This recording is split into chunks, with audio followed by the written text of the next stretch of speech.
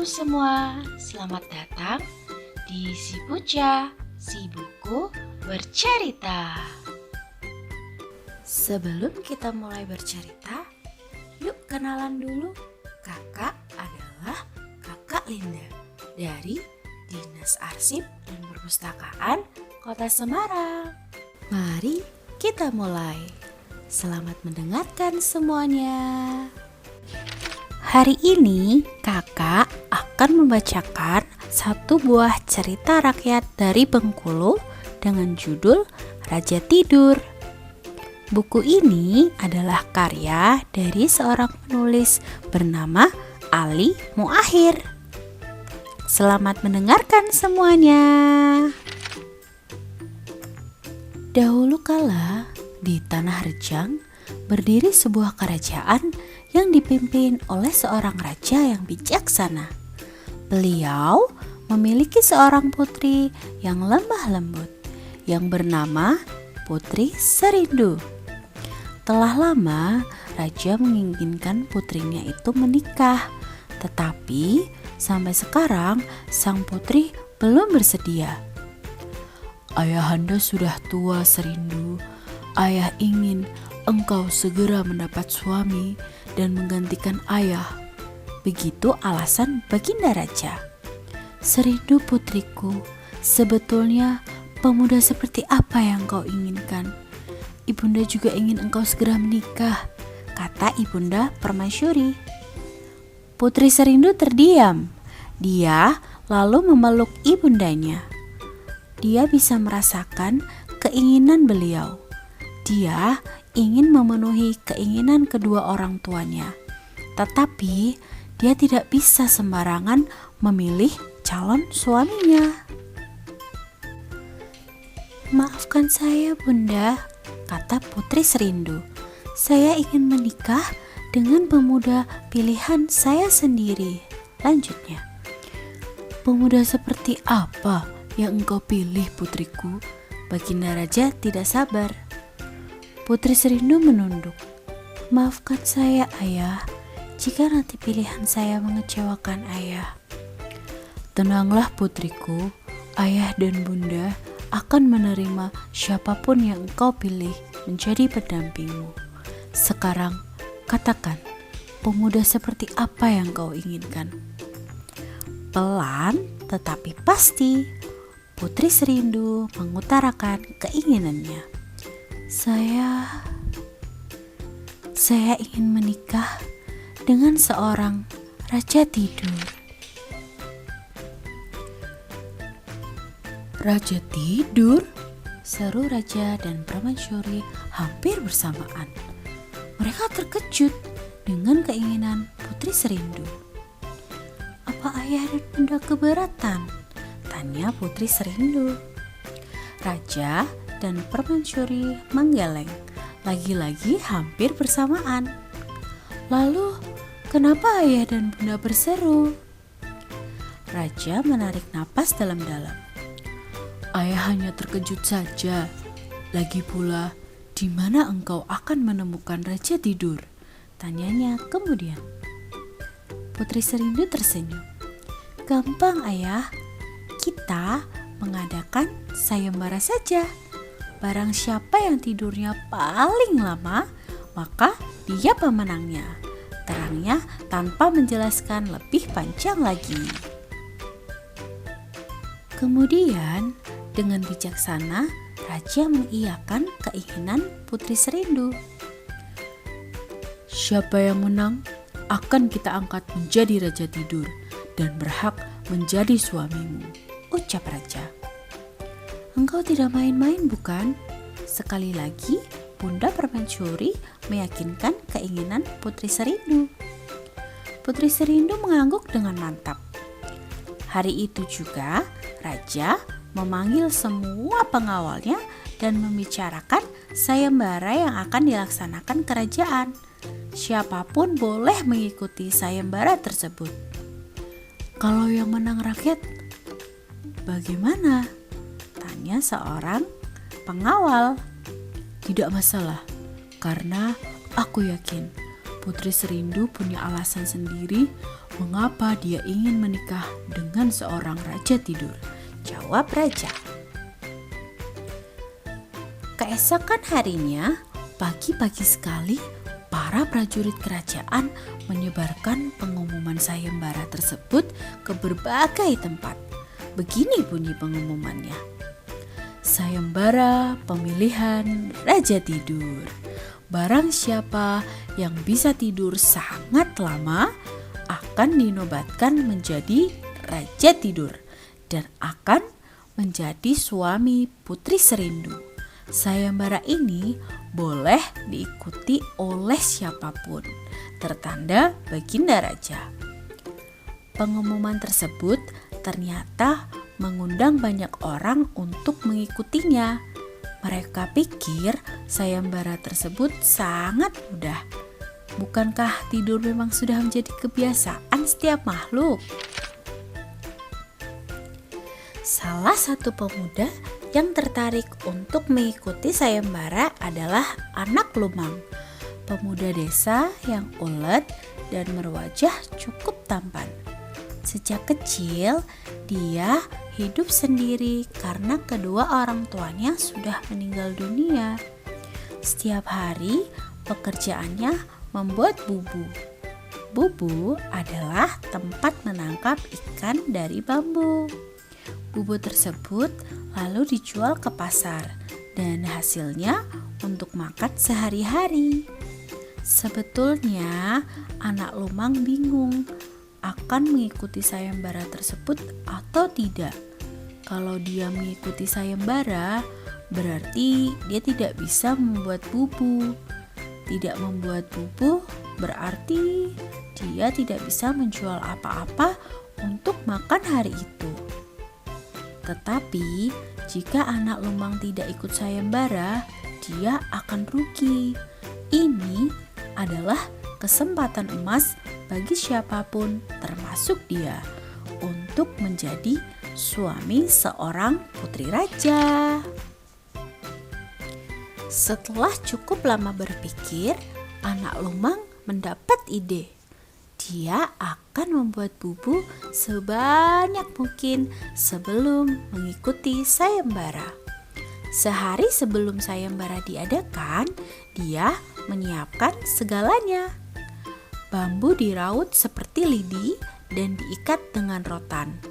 Dia juga menyiapkan beronang berisi rotan, parang, pisau, tempurung, dan alat-alat pelengkap membuat bubu lainnya.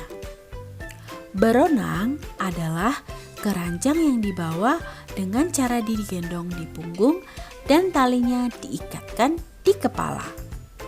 Anak Lumang pun berangkat ke istana raja membawa bahan pembuat bubu dengan beronang di punggungnya. Sesampainya dia di istana, sayembara tidur pun segera dimulai. Masing-masing peserta diberi kasur yang empuk.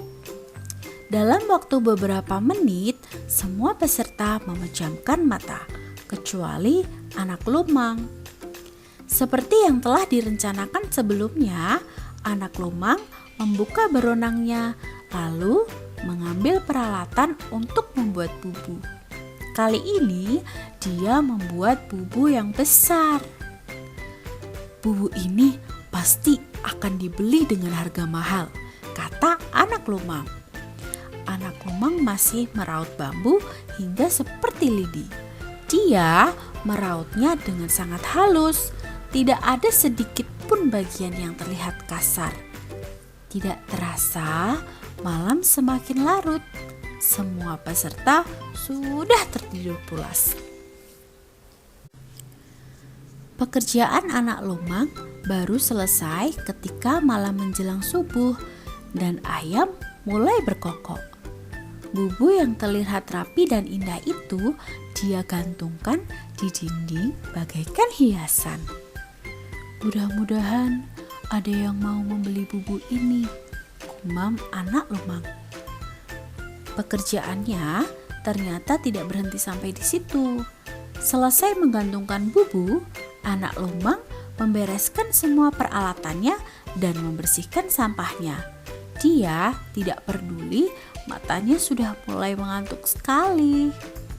Setelah semuanya beres dan bersih seperti sedia kala, kantuk anak lumang tak tertahan lagi. Dia pun akhirnya tidur dengan amat pulas. Pagi-pagi sekali, Putri Serindu mengunjungi tempat sayembara. Dia berkeliling dan menilai semua peserta didampingi Ayahanda Raja dan Ibunda Permaisuri. Para pengawal berjalan di belakang mereka. Putri Serindu meminta para pengawal untuk turut mengawasi. Siapa tahu ada yang pura-pura tidur dan Putri Serindu tidak tahu.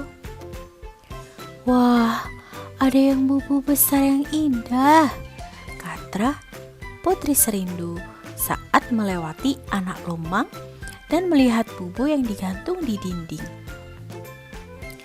Putri Serindu juga melihat beronang berisi peralatan untuk membuat bubu di sisi anak lumang.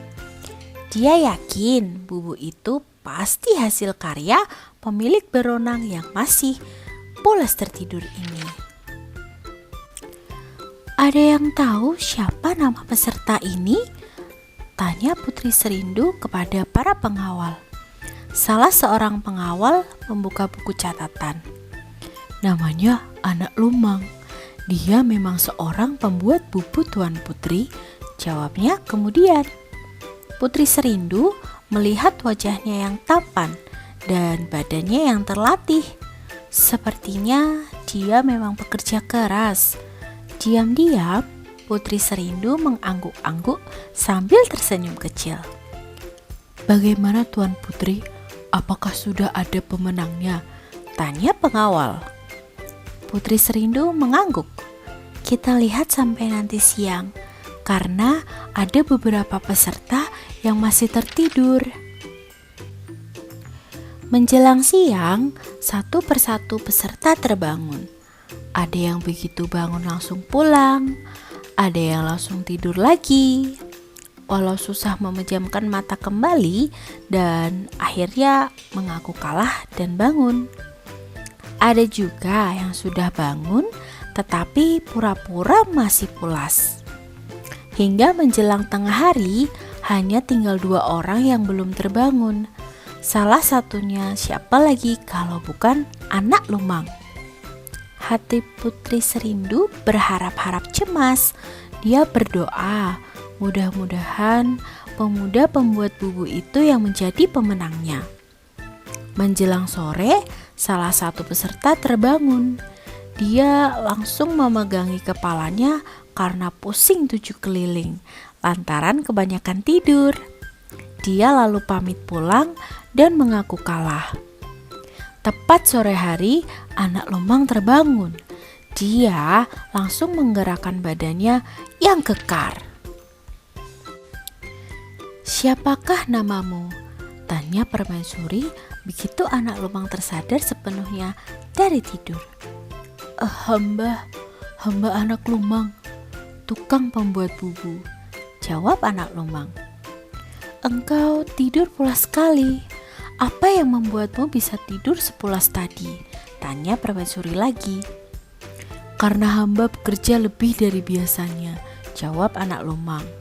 Permaisuri mengangguk-angguk. Dia mulai bisa menebak alasan Putri Serindu ingin menikah dengan Raja Tidur. Selamat, engkaulah pemenang sayembara Raja Tidur, ucap Permaisuri beberapa saat kemudian. Anak lumang lalu disuruh mandi dan diberi baju yang pantas karena dia akan dinobatkan sebagai Raja Tidur. Hari itu juga Putri Serindu mengumumkan kepada semua orang siapa yang berhak menyandang sebagai Raja Tidur yang kelak akan menjadi pendamping hidupnya. Dialah anak lumang, pemuda yang suka bekerja dengan ulet dan rajin sehingga tidur dengan amat pulas, kata Putri Serindu. Anak lumang yang duduk di sebelah pengawal tersenyum senang. Ayahanda Raja dan Ibunda Permaisuri. Orang yang suka bekerja keras pasti tidurnya pulas karena dia lelah. Makanya aku ingin punya pendamping hidup seorang raja tidur, ujar Putri Serindu lagi. Baginda Raja mengangguk-angguk. Oh, jadi bukan raja tidur yang benar-benar suka tidur, alias tukang molor. Nah, kalau kalian termasuk raja tidur, apa tukang molor? Kalian harus bisa bedakan ya. Itu tadi adalah cerita seorang pemuda yang dijuluki Raja Tidur karena dia mengikuti sayembara Raja Tidur dan mengalahkan lainnya. Salah satu yang dapat kita contoh adalah bagaimana pemuda tersebut bekerja dengan keras dan penuh tanggung jawab serta teliti dan ulet sehingga mendapatkan hasil yang terbaik dan menang dalam sayembara Raja Tidur. Nah, itu dia buku yang hari ini kakak ceritakan. Semoga semuanya senang ya. Sampai bertemu di lain waktu. Terima kasih.